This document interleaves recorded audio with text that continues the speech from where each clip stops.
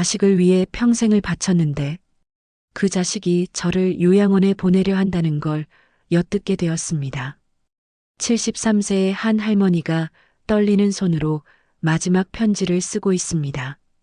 40년 전 남편이 떠난 후 홀로 딸을 키우며 새벽 5시부터 밤 11시까지 하루 3곳에서 일했던 그 어머니가 엄마, 병원에 같이 가달라고요?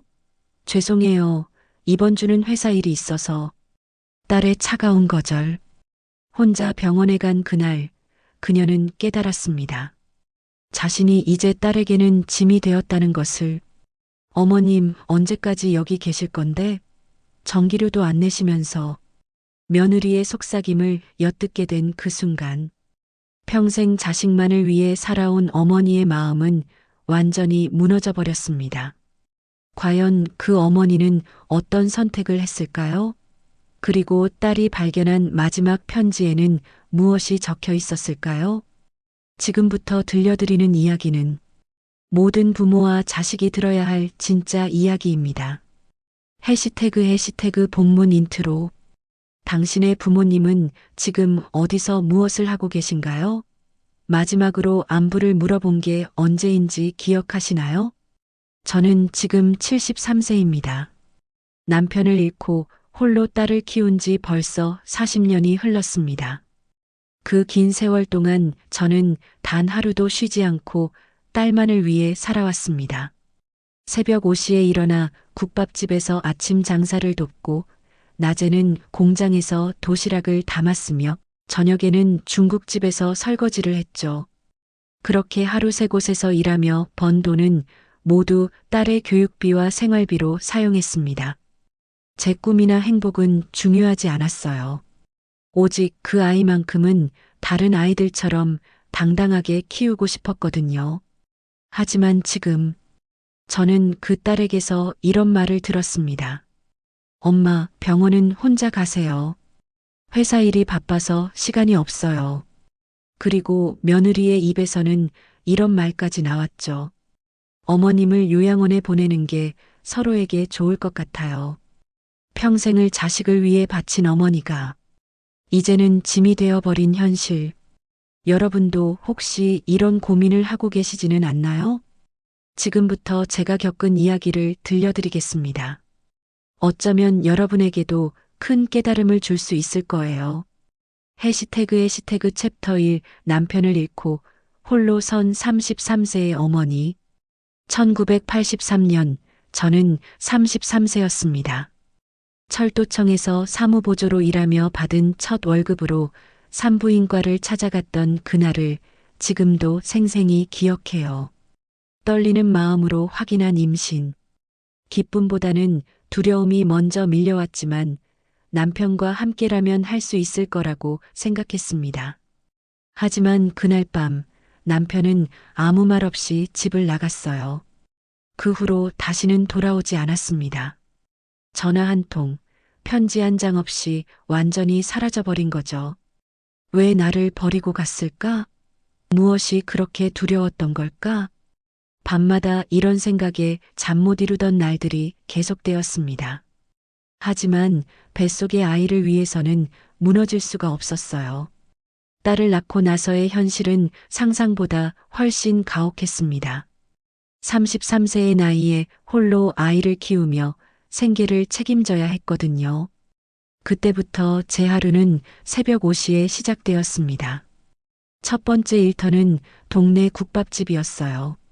아침 6시부터 11시까지 홀 서빙을 했습니다. 무거운 쟁반을 들고 뛰어다니다 보면 어깨가 아파서 잠 못 이루는 날이 많았죠.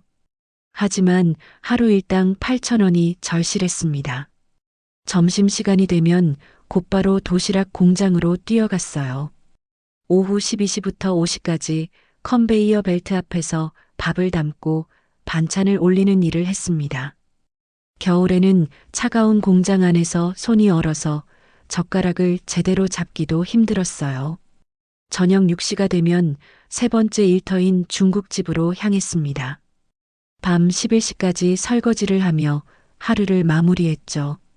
기름때가 잔뜩 낀 그릇들을 씻다 보면 손은 거칠어지고 허리는 끊어질 것 같았습니다. 집에 돌아오면 이미 밤 11시 30분. 하지만 진짜 일은 그때부터 시작이었어요. 잠든 딸을 깨우지 않으려고 조심스럽게 들어가서 내일 입을 옷을 준비하고 이유식을 만들어 놓고 빨래를 돌렸습니다. 이렇게 살아도 괜찮을까? 딸에게 미안하지 않을까? 매일 밤 이런 생각이 들었지만 포기할 수는 없었어요. 이 아이만큼은 아버지 없다는 이유로 위축되지 않게 키우고 싶었거든요. 딸이 두 돌이 되던 해 어린이집에 맡기면서 처음으로 안정감을 느꼈습니다. 그 아이가 다른 아이들과 똑같이 웃고 뛰어노는 모습을 보면서 잘하고 있구나라는 생각이 들었어요. 하지만 현실은 여전히 팍팍했습니다. 어린이집 비용, 분유값, 병원비, 모든 것이 제 어깨에 달려 있었거든요. 그래도 딸의 웃는 얼굴 하나만으로 모든 고생이 보상받는 기분이었습니다. 엄마가 힘들어도 참을게. 내가 행복하면 그걸로 충분해. 그렇게 다짐하며 또 다른 하루를 시작했습니다. 해시태그 챕터 이 딸의 성장과 어머니의 희생이 쌓여가던 시간들. 딸이 초등학교에 입학하던 날은 제 인생에서 가장 기쁜 날 중 하나였습니다. 며칠 전부터 준비해둔 하얀 블라우스를 입혀주며 얼마나 뿌듯했는지 몰라요. 비싸지는 않았지만 깨끗하고 단정한 그 옷이 딸에게 너무 잘 어울렸거든요. 엄마, 나 공부 열심히 해서 나중에 돈 많이 벌어서 엄마 편하게 해드릴게요. 학교에서 돌아온 딸이 한 그 말에 저는 10년을 더 버틸 힘을 얻었습니다. 아무리 힘들고 지쳐도 이 아이의 미래를 위해서라면 무엇이든 할 수 있을 것 같았어요. 딸은 정말 착한 아이였습니다. 어려운 집안 사정을 일찍부터 눈치챘던 터라 엄마에게 떼를 부리거나 무리한 요구를 하는 법이 없었어요. 친구들이 새 운동화를 신고 와도 부러워하는 기색 없이 우리 엄마가 사준 이 신발이 더 편해요라고 말하는 딸을 보면서 마음이 찡했습니다. 중학교에 올라가면서 딸은 더욱 의젓해졌어요. 학원비가 부담스럽다는 걸 아는지 엄마, 저는 학교 수업만으로도 충분해요라며 오히려 저를 위로했습니다. 하지만 저는 그럴 수 없었죠. 다른 아이들이 다 학원을 다니는데 우리 딸만 못 보낼 수는 없었거든요. 그래서 새벽 일을 하나 더 늘렸습니다. 새벽 4시에 일어나서 신문 배달을 시작한 거예요. 자전거를 타고 아파트 단지를 돌며 신문을 배달하는 일이었는데 겨울 새벽의 추위는 정말 견디기 힘들었습니다. 괜찮아, 딸을 위해서야. 조금만 더 참자. 그렇게 스스로를 다독이며 하루하루를 버텨냈어요. 고등학교에 올라간 딸은 아르바이트를 하겠다고 했습니다. 엄마 혼자 힘드시잖아요. 저도 이제 도울 수 있어요 라며 눈을 반짝이는 딸을 보면서 마음이 아팠어요. 18살 아이가 아르바이트를 해야 하는 현실이 원망스러웠지만 한편으로는 기특하기도 했습니다. 딸은 주말마다 편의점에서 일했어요. 학원비를 스스로 벌겠다며 용돈도 안 받고 열심히 일하는 모습을 보면서 정말 잘 키웠구나라는 생각이 들었습니다. 대학 입시를 앞두고는 더욱 바빠졌어요. 딸의 성적이 좋아서 좋은 대학에 갈 수 있다는 얘기를 들었거든요. 그래서 과외비를 마련하기 위해 밤늦게 분식집 아르바이트를 추가로 시작했습니다. 하루 18시간씩 일하는 날이 계속되었어요. 몸은 한계에 다다랐지만 딸의 미래를 생각하면 견딜 수 있었습니다. 엄마, 정말 고마워요. 엄마 덕분에 꿈을 키울 수 있어요. 딸이 가끔씩 건네는 이런 말들이 저에게는 세상 어떤 보약보다 큰 힘이 되었어요. 마침내 딸이 서울의 명문대학에 합격했을 때의 기쁨은 이루 말할 수 없었습니다. 합격 통지서를 받아든 순간 그동안의 모든 고생이 보상받는 느낌이었어요. 엄마 덕분이에요. 정말 사랑해요. 딸이 저를 꼭 안으며 한 말에 눈물이 핑 돌았습니다. 15년 동안의 희생이 헛되지 않았다는 생각에 가슴이 뿌듯했어요. 하지만 대학 등록금과 생활비 문제가 남아 있었죠. 서울에서 자취를 해야 하는 딸을 위해 저는 더욱 열심히 일해야 했습니다. 그래도 행복했어요. 제 딸이 꿈을 향해 나아가고 있다는 사실만으로도 충분했거든요. 해시태그 챕터 3변해 가는 딸과 점점 커져가는 거리감. 딸이 대학에 들어간 후 처음 몇 년은 좋았습니다. 주말마다 집에 와서 대학생활 이야기를 해주고 엄마 덕분에 좋은 친구들도 많이 만났어요라며 고마워했거든요. 그럴 때마다 그동안의 고생이 다 잊혀졌어요. 하지만 3학년이 되면서부터 딸의 연락이 뜸해지기 시작했습니다. 처음에는 학업이 바빠서려니 했어요. 취업 준비도 해야 하고 학점 관리도 중요하다고 했으니까요.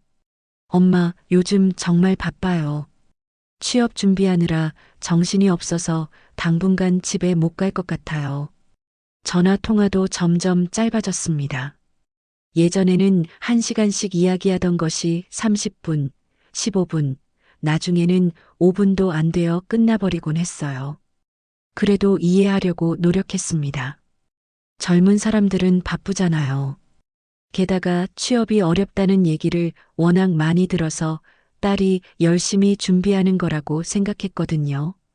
딸이 대학을 졸업하고 좋은 회사에 취직했을 때는 정말 기뻤습니다. 우리 딸이 드디어 사회인이 되었구나 하는 뿌듯함에 며칠 동안 잠이 안 올 정도였어요. 하지만 직장 생활을 시작한 후 딸은 더욱 바빠졌습니다. 회식이 많다며 주말에도 집에 오는 일이 줄어들었어요. 엄마, 신입사원이라 야근이 많아서 힘들어요. 집에 가는 것보다 회사 근처에서 쉬는 게 나을 것 같아요. 그러더니 아예 원룸을 얻어서 혼자 살기 시작했습니다. 물론 독립하는 건 당연한 일이죠. 하지만 왠지 모르게 섭섭한 마음이 들었어요. 더 충격적인 건 딸이 연인을 사귀고 있다는 사실을 뒤늦게 알게 된 거였습니다. 6개월 동안 사귀고 있었는데 저에게는 말 한마디 없었던 거예요. 엄마한테 소개시켜주면 안 될까? 조심스럽게 물어봤더니 아직 이른 것 같아요라며 어물쩍 넘어가 버렸습니다. 예전 같으면 모든 걸 얘기해주던 딸이었는데 결혼 얘기가 나왔을 때도 마찬가지였어요. 저는 신문에서 딸의 결혼 소식을 알게 되었습니다. 딸이 회사 동료와 결혼한다는 기사가 작게 실린 걸 우연히 본 거죠. 왜 엄마한테는 말을 안 했니? 전화를 걸어 물어보니 깜짝 놀라게 해드리려고 그랬어요라며 웃어넘겼습니다. 하지만 그 웃음이 예전처럼 따뜻하게 느껴지지 않았어요. 결혼식 준비 과정에서도 저는 소외감을 느꼈습니다. 신부 드레스를 고르는 것도 예식장을 정하는 것도 모두 예비 남편 가족과 함께 했다더군요. 저에게는 엄마는 편하게 계세요라는 말만 했을 뿐이었어요. 결혼식 당일 딸이 웨딩드레스를 입고 나온 모습을 보면서 눈물이 났습니다. 너무 아름다웠거든요. 하지만 한편으로는 내가 키운 딸이 이제 정말 남이 되는구나라는 생각에 가슴이 아팠어요. 결혼 후 딸의 연락은 더욱 뜸해졌습니다. 명절에나 한 번씩 안부 인사를 하는 정도였어요. 그것마저도 형식적인 느낌이 강했고요. 엄마 건강하시죠? 저희는 잘 지내고 있어요. 나중에 시간 나면 연락드릴게요. 항상 똑같은 패턴의 대화였습니다. 더 이상 제게 관심을 갖지 않는다는 걸 점점 실감하게 되었어요. 해시태그 챕터 4짐이 되어버린 어머니와 차가운 현실. 작년 여름 무릎이 너무 아파서 계단을 오르내리기가 힘들어졌습니다. 혼자 사는 집이 3층이라 매일매일이 고통이었어요. 큰 병원에서 정밀 검사를 받아야겠다는 생각에 딸에게 전화를 걸었습니다. 딸아, 혹시 이번 주 토요일에 시간이 되니? 엄마가 병원에 좀 같이 가면 좋겠어서 목소리가 떨렸어요. 괜히 부담을 주는 건 아닌지, 너무 무리한 부탁인 건 아닌지 걱정되었거든요. 전화 너머에서 들려온 대답은 예상보다도 더 차가웠습니다. 아, 이번 주는 좀 어려울 것 같아요. 회사에서 중요한 프로젝트가 있어서 주말에도 나가야 하거든요. 그 뒤로 이어진 긴 침묵. 저는 더 이상 아무 말도 할 수 없어서 조용히 전화를 끊었어요. 그날 혼자서 병원에 갔습니다. 넓은 대기실에 홀로 앉아 차례를 기다리면서 주변을 둘러봤어요. 다른 환자들은 모두 가족들과 함께 와 있더군요. 딸이 어머니 손을 잡고 있는 모습, 아들이 아버지 등을 토닥이는 모습들을 보면서 마음이 더욱 쓸쓸해졌습니다. 의사 선생님 앞에서 혼자 설명을 들으며 깨달았어요. 아, 이제 정말로 내 옆에는 아무도 없구나. 진료를 마치고 집으로 돌아가는 버스 안에서 창밖을 바라봤습니다.